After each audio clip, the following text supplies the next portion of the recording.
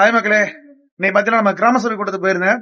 October 2ஆம் தேதி நடக்க வேண்டிய கிராம சபை கூட்டம் கேன்சல் ஆகி இன்னைக்கு நடந்துச்சு. கிராம சபை கூட்டத்தோட முக்கிய நோக்கமே வந்து பாத்தீங்கன்னா நம்ம வந்து வரவு செலவு கணக்குகளை வந்து பஞ்சாயத்தோட வரவு செலவு கணக்கை வந்து மக்களுக்கு தெரிய மாதிரி ஒரு கணக்கு காமிக்கணும். உள்ள சாட் மாதிரி வச்சு பண்ணணும். இந்த மாதிரியே எதுவுமே பண்ண மாட்டாங்க. 100 நாள் வேலையில இருக்கிறவங்கள கட்டாயப்படுத்தி இங்க கூட்டு வந்து கூட்டம் காமிக்கிறாங்க.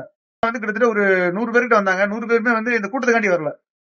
இங்க கையெழுத்து போட 100 நாள் வேலையை பாக்குறவங்க இங்க கையெழுத்து போடணும்னு சொல்லிட்டு வர சொல்லியிருக்காங்க. அதுக்கு முன்னாடி நடந்த கூட்டத்துல என்னென்ன தீர்மானம் நிறைவேற்றுறீங்க, அந்த தீர்மானத்துக்கு என்ன சரி பண்ணிருக்கீங்க, முதல்ல ஒரு 5 தீர்மானம் நிறைவேற்றிருப்பீங்கல்ல, 5ல எத்தனை சரி பண்ணிருக்கீங்க அப்படிங்கிற தீர்மானத்தை சொல்லிட்டு இந்த கூட்டத்தை ஆரம்பிங்கன்னு சொல்லியிருக்கேன். ஏன்னா ஒவ்வொரு வாட்டியும் வந்து கூட்டத்தை கூட்டிட்டு மனுக்களை மட்டும் வாங்கிட்டு விட்டுறாங்க.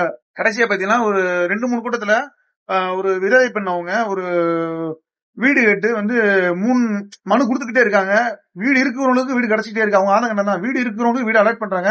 எனக்கே கொடுக்க மாட்டேங்க, கணவர் இல்ல, 2 குழந்தைகள் பசங்க இருக்காங்க, எனக்கு ஏன் வீடு கொடுக்க மாட்டேங்க அப்படின்னா அவங்கள போய் கலெக்டர் ஆபீஸ்ல மனு கொடுங்க. ஆனா வீடு அவ பேர் அலர்ட் ஆயிருக்கு. அந்த கிராம சபை கூட முக்கிய நோக்கமே கரெக்டான பயனாளிக்கு அதை போய் சேரணுங்கிறத. ஆனா அந்த பயனாளியே வந்து 3-4 கூட்டம் அலைஞ்சிட்டு இருக்காங்க.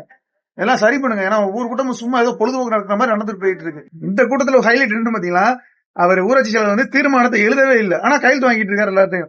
தீர்மானம் எங்க கொடுங்க அப்படின்னு கேக்குறேன். தீர்மானம் அப்புறம் எழுதிக்கிறோம், கையெழுத்து கொடுங்கப்பல. இது எந்த கிராம சபை கூட கணக்காமிக்கணும். இந்த மாதிரி நடத்தாதீங்க.